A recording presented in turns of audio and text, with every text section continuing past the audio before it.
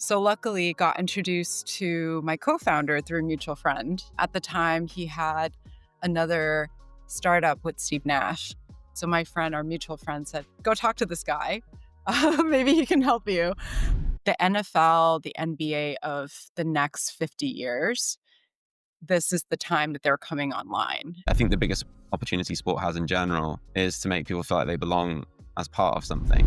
Women's sports is an area where we're very bullish on. People are just still experimenting and trying to learn, how do I engage with this type of fan differently? Hello and welcome to the Sports Pundit podcast, the show exclusively for the people shaping the future of sport. Driven by my curiosity working within the industry, I started this show to host conversations with decision makers from the MLB to the ICC, unpacking their strategies and industry shaping ideas.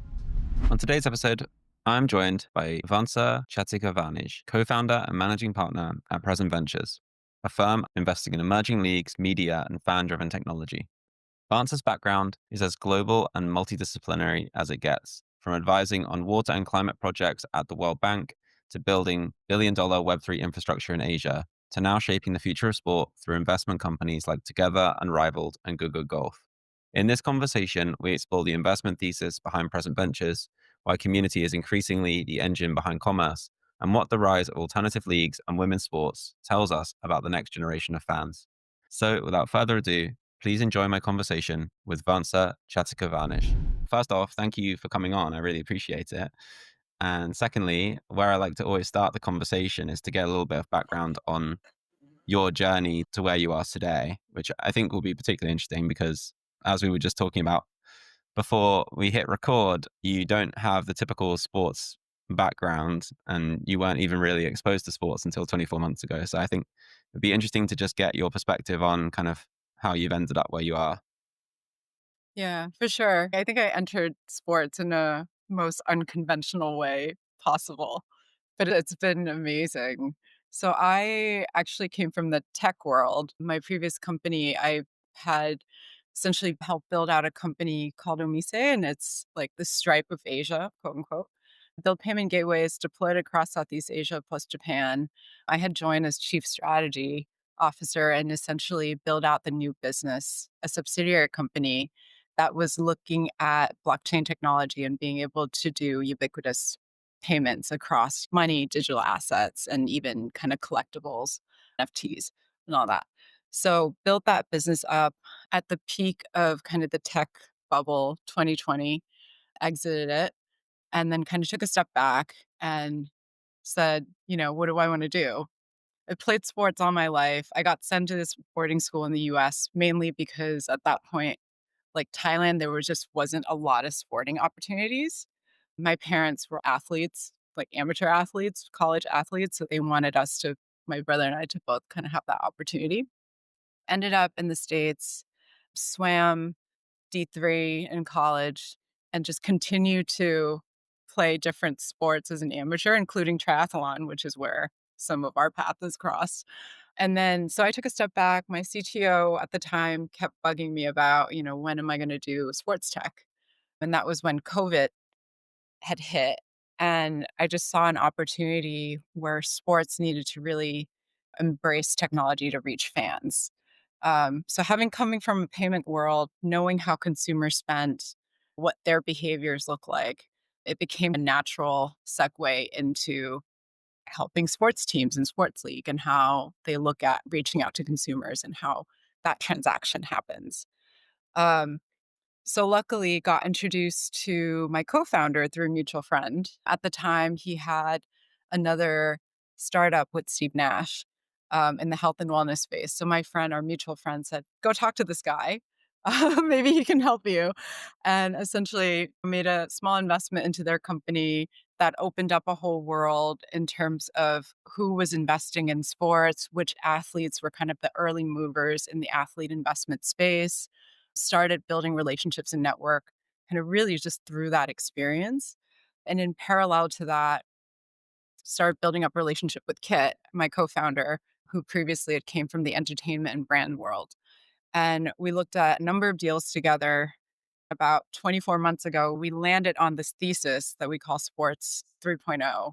We saw that there's a massive opportunity where technology and entertainment's going, meeting new generations of fans to be able to bring capital and invest behind that trend. So we got very excited about it. And I think we just said, like, let's go out and do it and just did it. Yeah, so you mentioned kit and the thesis of like Sport 3.0. Maybe it's worth just explaining what Present Ventures is for anyone that's not familiar. Yeah, so we're an investment firm. We focus on, when I say sports 3.0, to take a step back, how we look at that space is technology enables sports to reach fans in different ways, right? And if you kind of look at a high level, you really can kind of segment it into three eras so far. So, sports 1.0 is like the radio, the network TV, so limited live broadcasts. A lot of the times you're focused on your local heroes. And then the second sports 2.0 for us is cable, satellite, early internet, 24/7 coverage. Athletes become nationally known. You start to have basic fantasy sports emerging. Athletes lead brands, so like Jordan brands, things like that were coming online. And then where we are now is, at the start of sports 3.0, which is pure digital social, right? Mobile first, multi-device viewerships and consumption, TikTok style format, athletes now becoming the brand influencer, gaming integrations, all this stuff. And it's only possible because where we are with technology today.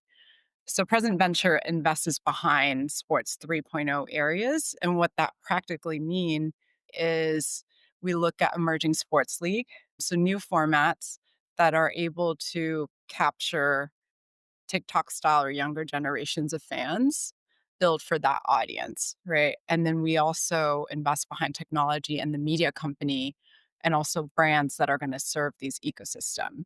We don't necessarily do traditional sports assets, but we're looking at these things like TGL, Unrivaled, and we just think the NFL, the NBA of the next 50 years, this is the time that they're coming online. And so we look at it from a longer time horizon in terms of our investments, but we just think that this is a really good time to be getting exposure into that type of asset class.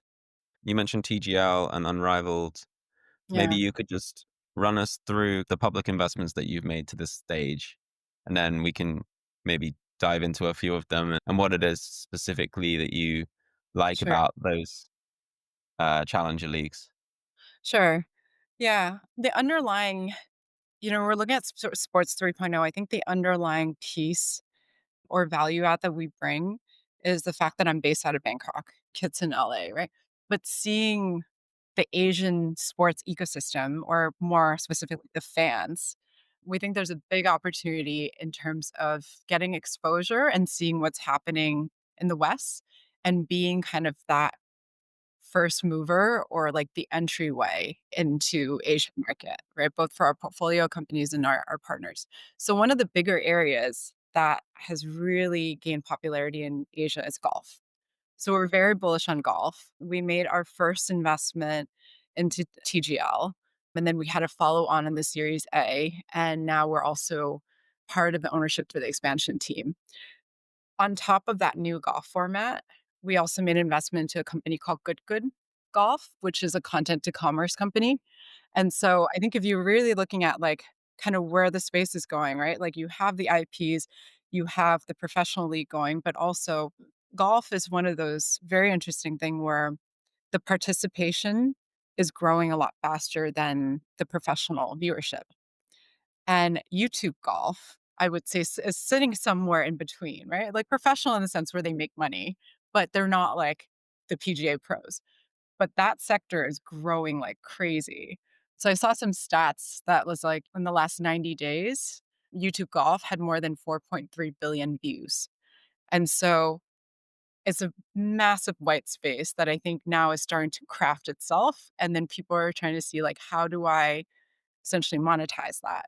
So that's how we kind of look at that like spaces, but I digress. So TGL, Good Golf, women's sports is an area where we're very bullish on. We look at it as it's almost still a venture stage play in a sense where people are just still experimenting and trying to learn, how do I engage with this type of fan differently, because they're just not your traditional sports fan, right? So in that space, we've made an investment into Together, and I've joined the board. And that I would categorize as kind of a women's media technology company that got the merchandising accidentally right and see the opportunity in that. So they have that t-shirt, everyone watches women's sports, right? That became kind of iconic. So another kind of content to commerce type of play. Our other emerging league assets, Snow League, which also launched in March, Unrivaled, emerging assets, emerging sports properties, as well as women's sports. I think there's just a lot of very interesting thing they're doing with the commercial side of things there.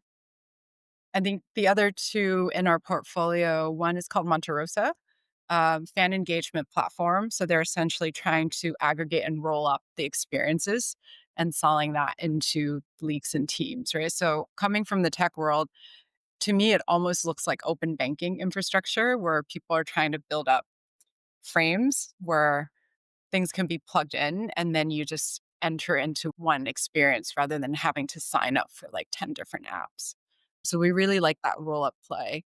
And then our final portfolio company is called Talon, and they're based out of Hong Kong, and it's an esports brand. The founder name is Sean. He's gotten the rights to play in the top leagues around Southeast Asia and Hong Kong. And it's a very interesting take on how sports is now actually leveraging gamers and gaming to tackle this younger audience. So there's a lot of really cool stuff that he's doing there. Yeah. I mean, it's interesting to me when I look at it because you're investing in challenger leagues, but then you're also almost investing in the media that attaches to the league or the tech that empowers the league to better engage with fans, right? In the case of Monterosa. But like Yeah. looking at, for example, TGL and then your investment into Good Golf, like there's very clear synergies across the two. And then Mhm. similarly, like you have the investment in Together and then investments into something like Unrivaled, which is a new take on women's basketball. How do you see the overlap or the synergy when it comes to the league play and then the media that maybe sits separate but is in that same realm? Yeah. I mean, you need a way to reach fans, right? Sports without fans, pro sports without fans doesn't, there's nothing there because you can't monetize. And so I think when you're getting exposure, at least for us, when we're getting exposure to the IP, we also look at like, how are you going to make money? How are you going to reach your fans? How would you do it differently? And whether or not, these two portfolio company collaborate directly or indirectly, we're not going to force them, right? But at least there's a path. And for us, the flow so far has worked out, right? Good Golf then is now holding equity in LAGC, and they're doing content around the SoFi Stadium, Unrivaled, and Together. Alex Morgan and her husband Zervando are actually both on those investments. There's a lot of collaboration discussion happening. I don't think we've done anything specifically yet, but you can kind of see where things can go. It might be worth diving a little bit more into TGL and Good Golf in terms of like just giving a little bit more background to what they are in case people aren't completely familiar. I Yeah, guess my take on it is like TGL is an indoor golf league where you have teams that are geographically aligned, but obviously they're all playing in one location. And yeah, then you have some of the top PGA golfers in the world kind of representing those teams. yeah, And it's essentially a league and team format of golf that takes place over kind of like a month to 2 month period. yeah. You And nailed then it. Nice. and then and then Good Golf is a group of buddies that basically started filming themselves playing golf on YouTube and have grown to have a pretty big following of people that I guess can relate to them as kind of like not elite golfers, but entertaining personalities. They'll interact with each other and they've now started to transition from just being purely content and generating money through views on YouTube to Mhm. creating other partnerships. I think they have a pretty big deal with Callaway, if I'm not mistaken. And Yeah, then I guess now they're trying to look a little bit like someone like a Dude Perfect. They're yeah. starting to transition from just content creators into kind of a business. Yeah, I think there's a lot of opportunity in being able to use content to essentially sell products, right? So that seems to be the movement. And you don't see it just in sports. You see it in music, you see it in entertainment, you see it in kind of, all of like Harry Potter's of the world. Like the content side builds emotion and builds attachment. And then to me, like the merchandising side is almost kind of like this secret language, right? You can wear it. What I think is really cool about the Everyone Watches Women's Sports shirt is you don't have to speak the same language in a way, right? But you kind of recognize that font and it's like Taylor Swift's friendship bracelet. You know that you're the same tribe. I just think it's a really interesting thing to use the content to build emotional connection and then use merchandising to express. Yeah, for sure. So do you think that is something that will start to happen more within TGL? Do you think that being able to partner with content creators to kind of tell more of a year-round story and like having people like who could golf, like as Yeah. part owners of the LA team, do you think that that starts to then help them transcend? Yeah. I can't speak on behalf of the league, right? But I think you kinda take a step back and look at where these emerging leagues need to go. Do you need to partner with creators? Like, I don't think it's an either or, like, we take on creators or we don't. I think it's additive to the league and the creators to be able to collaborate. And you see that with the PGA too, right? Like these guys are now kind of going and they're doing the Creators Classic. So the two worlds are merging. And I think traditional sports are starting to realize that they're just not reaching the young audience. And the way to reach young audience is collaboration, so reach out and really borrow the influence of the other people that have these kids' eyes and ears and attention. I think even traditional sport, maybe the gameplay doesn't evolve as much, but the way that they're marketing and reaching fans and using technology to kind of bring that content to fan has to change. Yeah. Uh, yeah. Do you hold any unique perspectives on TGL being based in Bangkok and kind of seeing the participation of golf in Asia exploding, particularly indoor golf? Like I know, for example, like I think South Korea has the most um, Simulators. indoor simulator golf venues of like anywhere in the world. For example, I'm pretty sure that was a statistic I read somewhere. Yeah. I'm just curious because you don't get that many people based in Southeast Asia as involved in Western and American sports as perhaps you are. So I'm curious what your perspective is when it comes to these things and how you see that translating to a market that I think a lot of people are aware of, but not actively involved in. Yeah, I think Asia, like to blanket as Asia is very hard, right? Because, the Korean golf market is going to be very different than the Japanese golf market versus, Vietnam versus Thailand. What we're seeing is that there is a rise in simulators across the region at different rates. Space is always limited, right? Like Jakarta, if you're looking at it's completely compact. Singapore, I know last year lost 3 public golf courses. And so there's always kind of like a need for land. And so I think simulator makes a lot of sense because golf is not going away. People like it. But at the same time, if you take a look at like the space from when somebody picks up a golf club to when they go on to like an 18 hole country club, there's like a massive space there, right? And maybe somebody doesn't want to go on an 18 course country club anymore. They just want to stay at like Top Golf, and that's completely fine. That's still golf. So that's how I kind of look at TGL and kind of simulator golf is it's not your traditional golf, but it's still golf. And from an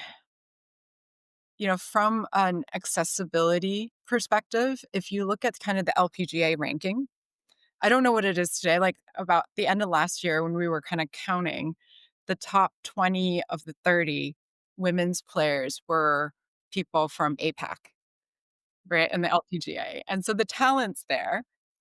The issue has always been, at least on the women's side, the issue in Asia has always been how do you get the kids exposure?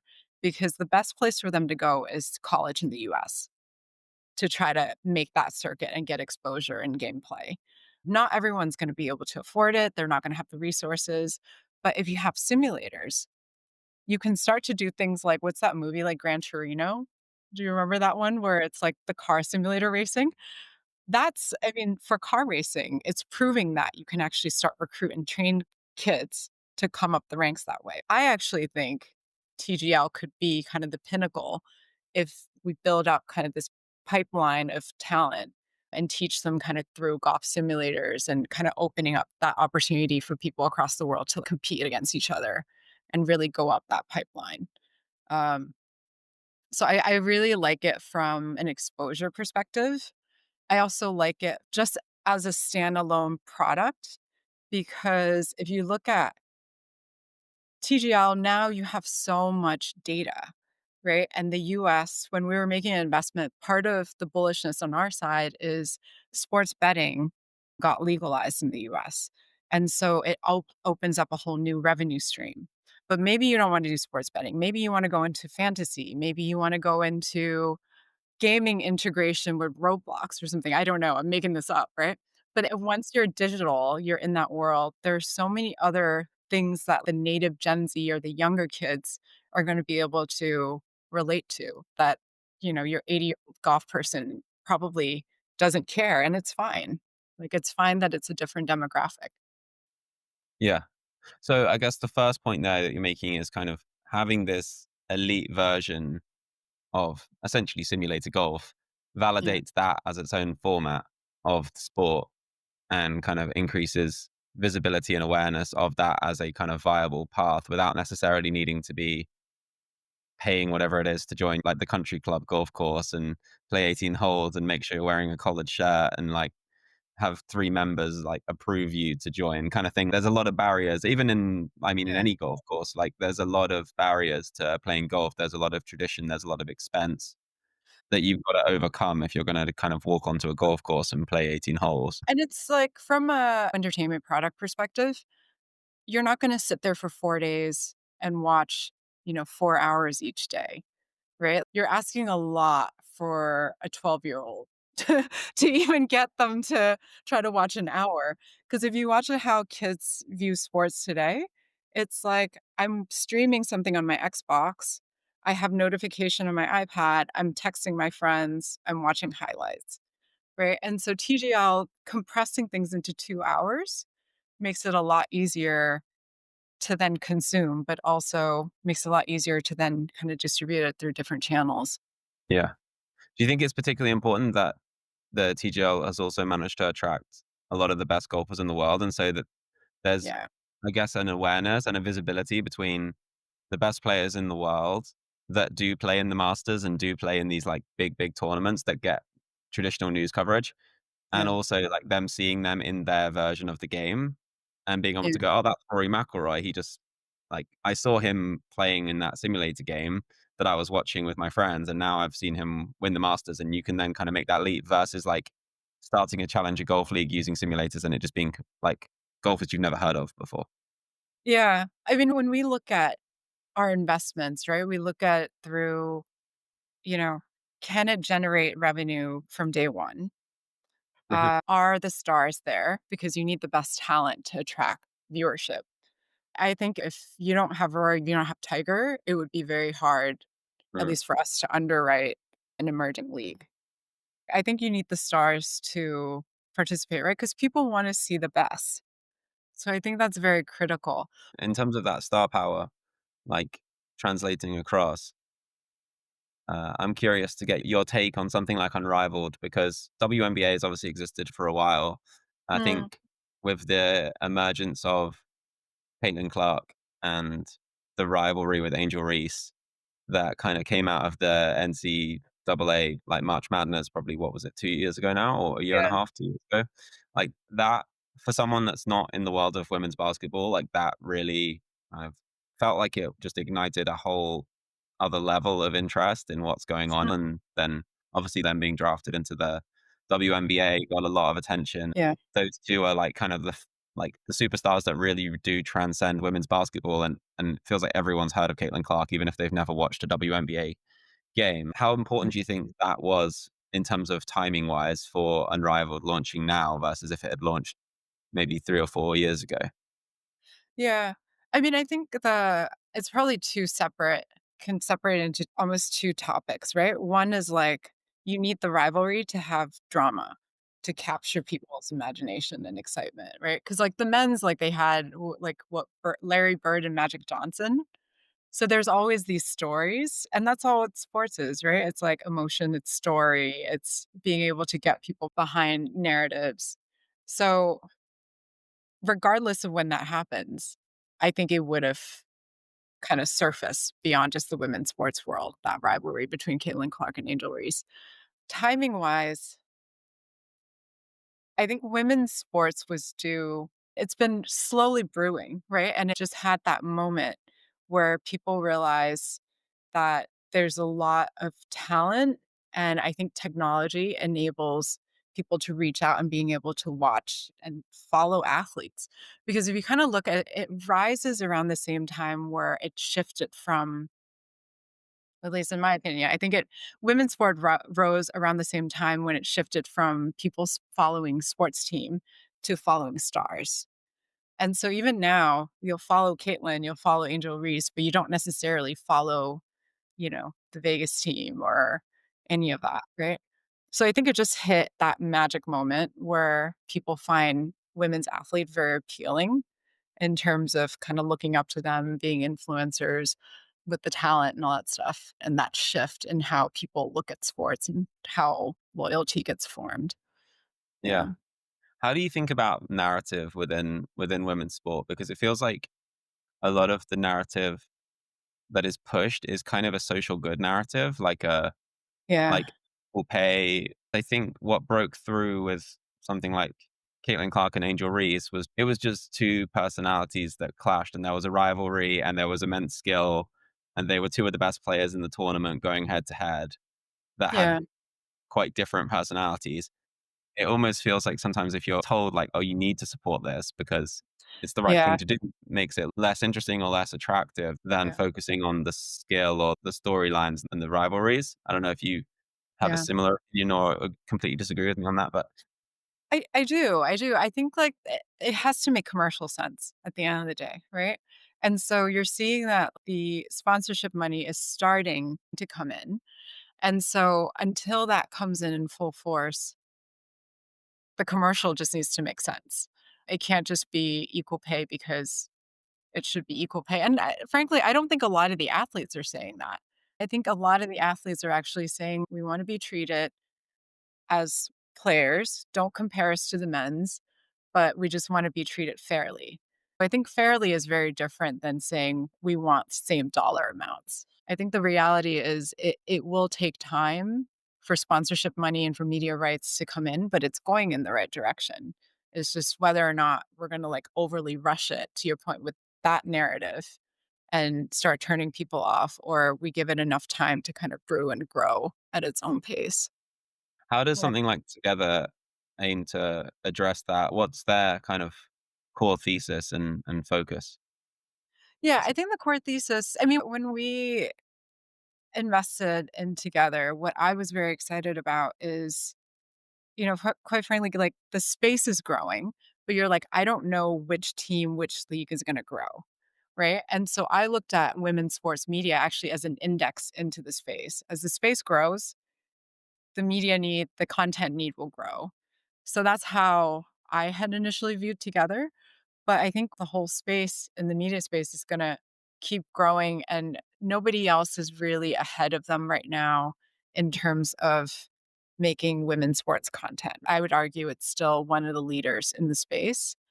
I think where it's really exciting is to start spending a lot more time deep diving into different sports and how the platform supports basketball, how it supports volleyball, how it supports soccer, rather than just saying, "Okay, we're gonna, like, support everything." And I think that's a strategy that the team will continue to work on, and I think it's an opportunity to deep dive into each section. Because most of women's sports media company right now, I think, is pretty blanketed. Yeah, and I guess it's also interesting to think about it from the perspective of like that they're a property that is solely focused on women. Mm, And I think we've seen stuff like Unrivaled come out, which is completely solely focused on women versus like some other sports properties where maybe they have a men's team and then they've tried to launch a women's team, but it's not getting that yeah. same level of focus or attention. Yeah. Do you have a like what's your opinion on the media space around women's sports? Actually, because you're a lot more deep into that from an operational perspective too. I think, well, to the point I made earlier, I think a lot of it is still kind of pushing a social good narrative where they're saying like you need to support this or you should support this, rather than focusing on the thing that will actually make you support it, which is telling you about the athletes and giving you the storylines and like getting you to really buy in. I think Yeah. there's a few teams that do it well. I think I'm a Spurs fan, but I think, Okay. for example, Arsenal women's team have done a better job at educating people about who the players are and what they care about and why you should care about them and why you should come to the Emirates and watch the women's games. Yeah. I could name a few of the Spurs women's players, but I could probably name more of the Arsenal players, which says a lot, right? I don't think they're necessarily invested in telling you the stories or why they're there. They just kind of appear in the photo shoot when they've got a new Yeah. sponsorship or when they're launching a new kit campaign. I think my personal take on it is there's a lot of room for a lot more personality on the women's side and to tell stories in completely new ways that they're not currently being told. I like what Alexis Ohanian did with the off season, I think it's called. Like that he basically put like 10 NWSL players in a house and creates the reality TV show. I think from a distribution perspective, they ended up putting on X, which I don't think was probably the right platform for a women's sports program, Yeah. but probably is down to kind of his loyalty towards that social platform. I think the concept was interesting. Like, don't Mm. just make another behind the scenes documentary. Create something that is a format that works for female viewers already and Yeah. educate on the personalities that way. I think that makes sense. I think Yeah. there's an opportunity to kind of just completely rip up the playbook and do things differently. Yeah. I think what Liberty is doing in the WNBA is also very interesting, right? Even just with the elephant mascot that became kind of one of the biggest followers. It's such a white space, and people are a lot more open and forgiving than traditional men's sports. But also, you need the right people who aren't just copy and pasting from the men's side. Together is one of the people that are having the right taste and the right pulse in what the women's sports fans want. That takes time, but that also speaks a lot to the founding team of Together, right? Like, you have Alex Morgan, who has always just been out front championing women's sports and really making a case for women's sports as a standalone, not just say, "Why aren't you playing the same way the men's do?" Yeah, an analogy I quite like to use is to look at netball because it's like the one Mm, sport where it's completely reversed and say like, okay, I don't watch netball. I'm not a netball fan currently. I've mhm, probably played it once in PE. Like, if I'm not a fan of netball right now, if yeah, you go and make the players male instead of female, does that yeah, make me suddenly a fan of netball? No. Like, I'm not gonna suddenly start watching netball if the players are suddenly male. I think that's a mistake that gets made the other way around when it comes to football or particularly in UK. Maybe it's different in America, but soccer in the UK, a lot of teams make that mistake of saying, you know, if we make the participation base female, then suddenly women will care. It's like, well, no, you need to do more than that. Like, the yeah, reason I'm a fan of football is because I've grown up since the age of 8 with my dad talking to me about it every weekend, right? Like it has mm, meaning for me in my life, whereas that's not the case for maybe my girlfriend. Like she doesn't care what the scores are at the weekend. So you need to create yeah. some other way of like making her care. There's some really interesting entry points that I've seen with my friends into getting them into, like, WNBA or getting them into, like, watching NWSL, right? Like, so Gotham this is really random. I have no connection with Gotham City, but essentially they made this T-shirt that was, like, the Lady Liberty holding a football. And one of my friends, somehow she got a hold of that T-shirt and then immediately became a Gotham fan because she's like, "This is the coolest sport T-shirt I've ever seen." And now it's, like, trying in every way to watch every game. And she wasn't a football fan before. Right, so that was such a weird entry, but it makes you start to see, it doesn't have to be I grew up growing up with a family that watches one team and then that's your team forever is, like, one path. But apparently there's this all other stuff like getting a really cool T-shirt. Yeah, and I'm sure there's tons of stuff like that. I wouldn't say I'm a huge fan of them, but like I have a Philadelphia Eagles cap that someone bought it for me when they went to Philadelphia. So Yeah. now I have an affinity with that team because I've got the merch. So like merchandise definitely does work, particularly if you're not geographically tied to something. Yeah, and I mean, it definitely goes back to when we started talking about Sports 3.0 and how technology changes that, right? Because it's how you market 10 years ago, 5 years ago versus how you market to fans today can be so much more cost effective. Like, just to draw a parallel example, Will Smith. Will Smith, I think about a month ago, did an album launch, the first one in almost 2 decades, I wanna say. And normally he would go around and do, national, global tours and stuff, right? But instead, this time, he went to this place called the Lighthouse, which is out of Venice. It's a learning campus for creators. Very cool. Invited a handful of creators, I think 12 of them, to come spend 90 minutes with him rather than doing a global tour and essentially reach over half a billion audience. And that was it. Like, and so you're kinda looking at it and you're like, "That's amazing." You just save yourself how many months that you need to travel to reach half a billion audience using creators instead, right? So when we're going back to, like, talking about golf creators versus kind of the pro golfers, there's all these synergies to be able to do marketing very differently and getting your brand out there. Yeah. Yeah, it's a really good example. And I think actually Live Golf have done a good job when it comes to Mm. leveraging YouTube. They've obviously empowered Bryson. creators to do stuff on YouTube. Bryson DeChambeau has invested a lot of his own money into his YouTube channel. Obviously, he's got a lot more of it thanks to Live. And then you've also got them doing partnerships with someone like Rick Shields, who's like another one of the big golf YouTubers. And so, like, yeah, I can completely see how there is like new ways to go about things. You don't need to go on that giant press tour and appear on like every late night TV show in every market in order to kind of build Yeah. awareness.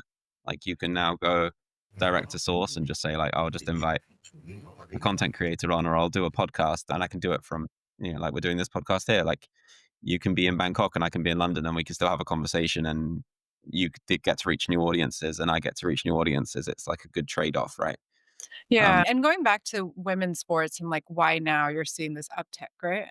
Is I Mm, think it's that is to your point, like, the money coming into women's sports is small compared to the men's. The budget to do marketing is small. The budget mhm. for individual athletes to then subsequently do self-marketing is significantly smaller than the men's, right? But having this technology and being able to be influencer athletes as well, I think then Yeah. kinda opens up that world and opportunity. Yeah, and I think if you look at the percentage of creators that are female, it's much higher. And I think also the way that women resonate with sports comes Yeah. more from that storytelling side of things, right? Like I hate to use Drive to Survive as an example because it feels like everyone does, but like Yeah. the We're narratives that still were doing built, that. I mean, the narratives that were built around that in terms of telling the story is the only Yeah, sport that I can, like, that my girlfriend will actively be pushing to watch with yeah. me, right? Like, if I try to get her to watch cricket or football, she couldn't care less. But when it comes to F1, she's like, "Oh, have you seen the drama between George Russell and Max Verstappen? Like, Mm, after they crashed into each other, right? Like, there's so many stories, and they're really good at telling you about the people behind the mhm, cars in a way that makes you care, right? You feel invested and you feel like there's like constant kind of gossip around like what's happening in the paddock. yeah, To go back to the point about women's sports, like I completely agree that there is a huge opportunity for athlete creators that will lend itself more naturally to women's sports, being able to tell their own stories and to connect with female audiences in ways that I think won't happen as much on the men's side. And also, I feel like I've been a bit negative towards women's sports. Some of the stuff I said earlier, I'm really bullish on women's sports. I just think that there's a massive opportunity for it to be even better. yeah. More like criticism in hopefully a constructive way that leads to it becoming even better. No, no, I mean, I totally agree that I don't think it's the narrative. Like, we should not be in the narrative of women's sports as charity, right? Like, so let's move away from that and let's just figure it out. Like, how do you make the commercial make sense? So I'm totally with you on that. Yeah, and I think that, like you say, there's so many new avenues to explore that don't have to replicate the men's, right? I think the merch one you mentioned was great with Gotham, but also like as you mentioned, I think before that, like together kind of stumbled into that merch play as like a really powerful way of like getting a message across. And it all Yeah. comes down to people wanting to feel like they're part of something, right? Like it's part of Yeah. being in a community. And I think the biggest opportunity sport has in general is to make people feel like they belong as part of something. It doesn't have to be geographically connected. It could be, you could be the other side of the world and feel like you belong to being part of the tribe, whether that's Liverpool or whether that's you wearing a, everyone watches women's sports t-shirt. Like it's the same story, right? Like you hear about, someone walking along the Great Wall. I can't remember who it was, but I think it was like the owner of a basketball team was like walking along the Great Wall of China wearing like a Milwaukee Bucks Oh, jersey or something. nice. Stopped him because like they recognized the jersey, right? And it's just Yeah. like the power of sports to do that. Yeah, it's pretty amazing. I mean, on the women's sports side too, right? Because it's still so early, like, you just every now and then I'm wearing some random team's T-shirt, walking around, and somebody will stop me, to your point, and it's one of those, And like, "Okay, I recognize you," like, we don't have yeah, to know each other, but there's something in common, and it's that yeah, sense of belonging that wherever you go, you can find your tribe. yeah. And you definitely do get excited. Like if I'm on holiday and I see someone, well, I was at the hairdresser's the other day and the barber was wearing a football shirt underneath his hoodie. I could Yeah, tell from the bit that I could see that it was a Besiktas shirt, which is a team in Turkey. okay. And so I was like, "Oh, you support Besiktas?" Like Dele Alli used to play for them. He played for Tottenham, and then we ended up having a chat for like probably 20 minutes, whereas otherwise I'd have probably just sat in silence, right? Like it's so funny how it just sport just kind of gives you that permission, or like makes you feel like you're part of something where you then connect with someone a bit deeper than you maybe otherwise would. Yeah, so there was a period of time where people were getting nervous about younger generation not watching sports, and then I think what people are now starting to realize is they're participating in it, and they're watching sports, it's just very different, and so how do you keep that, all the benefits, all the kinda community benefit that comes from sports and make it relevant going into the future? Like, you're not talking the next 10 years, right? Like, how do you build for the next 50 for that type of audience? And so I think it's just like for us, like emerging league is really interesting because it does kinda have that runway. Yeah. It's also part of like it seems to be a theme within challenger sports that sports that have traditionally been individual are now Mm, creating a team format, right? So mm, whether that's Super Try launching like the four yeah, teams and having kind of like the athletes are racing for themselves, but they're also racing for a team, it allows you to create that kind of connection yeah, to all of the athletes rather than maybe just supporting one. Or if yeah, it's TGL, you've got, all of the competition is happening in Florida, but if you're from Detroit, you now will have your own team that you can support. Or if you have a resonance with LA for whatever reason, maybe you're not from LA, but maybe you already really like the LA Kings or the LA Lakers. So you're like, I'm going to make LA my team. yeah. You've got reasons to support a team which can transcend an individual athlete. And I think that's quite interesting. Yeah, it would be really interesting to see how the sponsorship contracts between individual athletes and teams work out in the long run because I know, like, all these leagues like, that's the issue you're gonna have to deal with from a commercial Right. perspective is how do you balance that? With golf, like, it's proving that there is demand for team golf, whether it's indoors or outdoors. Yeah. People still watch it. It's not either or. It's not one format that's gonna continue. There's variety Yeah. in there. So, from a commercial perspective for any of these, I think it's fascinating to see how it all plays out. Yeah. It kind of allows you to build on top of interest or fame though, because I think like the problem if it's just Tiger Woods is playing in the TGL and then he stops playing, then you kind of lose all of the resonance of him being there. Whereas if Tiger Woods Mhm. has got a team, Yeah, then that kind of legacy carries through to the next generation of people that play within that team. So obviously we're very early in that journey, but like it's yeah, kind of the same way that like David Beckham and Eric Cantona and Ronaldo have all worn the number 7 shirt for Man United. So when the yeah, next player wears number 7 for Man United, it's immediately important because they're able to kind of tie themselves to the legends that have done it before. And so yeah. like as much as I think everything's moving towards like individuals and athletes, I think it's still important that you have some kind of base that kind of almost validates the eliteness of the players, which is where I think the league structures come in. Yeah. The ownership too, we were talking before recording, just in terms of Yeah. I think it's what's really clever about it is, you start anywhere from the people who are invested in at the league level, in terms of not just capital, but strategics and also social media, right? And then you look at the team ownership, who's bringing in what, whether it's celebrities, star powers, also lending it to the team to build that brand up, and then all the way down to kind of the athletes, right? So the team format makes it interesting to your point, rather than kind of individual going about it. Yeah, Mhm. I mean, we're getting towards the end, so I don't know if you wanted to say anything more about the expansion team with the TGL Motor City? Motor City Golf Club, yeah, Detroit. We're part of the seventh expansion team. We're very excited about it. I continue to think TGL is one of the most undervalued sports asset out there, and so very excited about the team. I think it's very early. We were touching on it before the recording too, in terms of how did the season 1 go, and what I was saying is, like, it's a very interesting launch from my perspective, where a lot of sports had time to essentially quietly build up fanfare and get things right, get things wrong. TGL's kind of went big out the door with media and press and kind of all eyeballs on them, right? So it was really exciting to see how kind of even the formats and some of the rules and the product got adjusted within season 1 to get better at the end of the season, and I think the viewership numbers and stuff, like, ESPN sounded very happy about it from what I understand. So, it's a great start, and, like, we're very excited to be able to go in and, like, help build up the brand of Detroit and really get the city behind it, and we got a lot of really interesting community engagement and marketing plans that we're Yeah, working on. So, yeah, it's excited yeah. about it.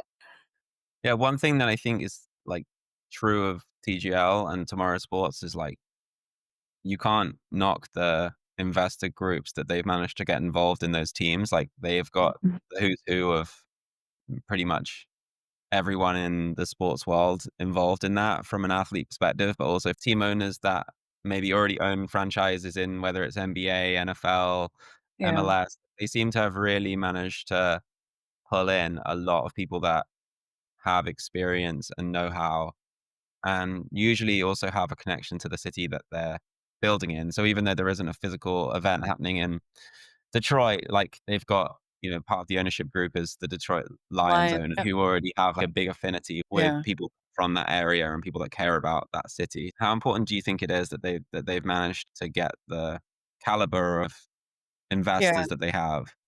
I think it's very important. Part of my excitement about Detroit is, to your point, the connections and obviously the Detroit Lions owners, or the lead owner of this asset, being able to tap into the city loyalty to the team. I mean, they've done so well in turning this team around. The whole city is now behind the Detroit Lions, right? I think it's dare to say Americans' second favorite NFL team, maybe at this point. But it's just a really good timing. They've done such a great job with that property. So, like the learnings, the infrastructure, the leadership that's coming with that affiliation helps a lot, right? To build up a new team in a new league. People that are coming from slightly different backgrounds, but same caliber. Then you have a cohort of people that's not only building up the team, but building up the league. And then also being able to bring kind of golf into other sports and exposure to other sports fan type, and then vice versa.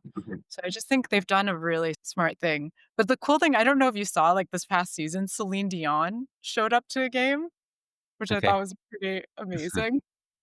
Yeah, they got like mad crossover, I guess, that they can tap into both on the celebrity side, but also to your point, like that's going to help massively when negotiating sponsorships or negotiating, commercial deals or trying to figure out what best practice looks like from a fan engagement perspective. If you're able to lean on the know-how of basically every major league in the Yeah. US.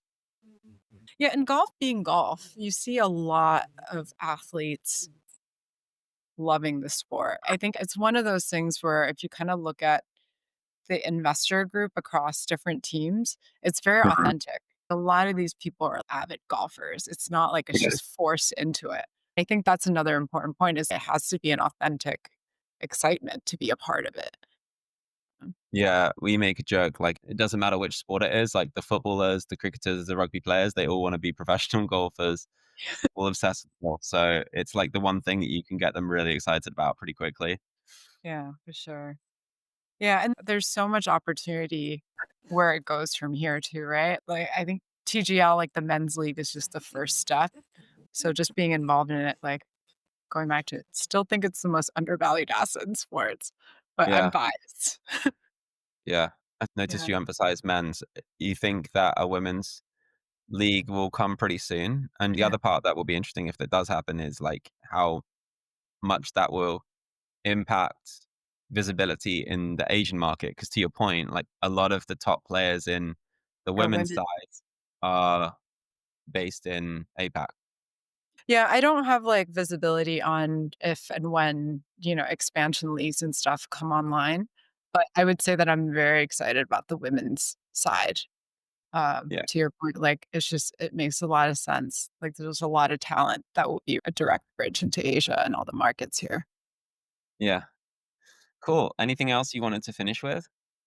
No, this has been fun. Thanks for listening to the Sports Planet podcast. I'll include more info about the guest and the topics covered in the show notes. And you can also find my LinkedIn profile if you'd like to connect and let me know what you thought. Visit sportsplanet.co to find previous editions of the podcast, access the newsletter, and to sign up for our WhatsApp group and see upcoming social events in cities around the world. See you again soon.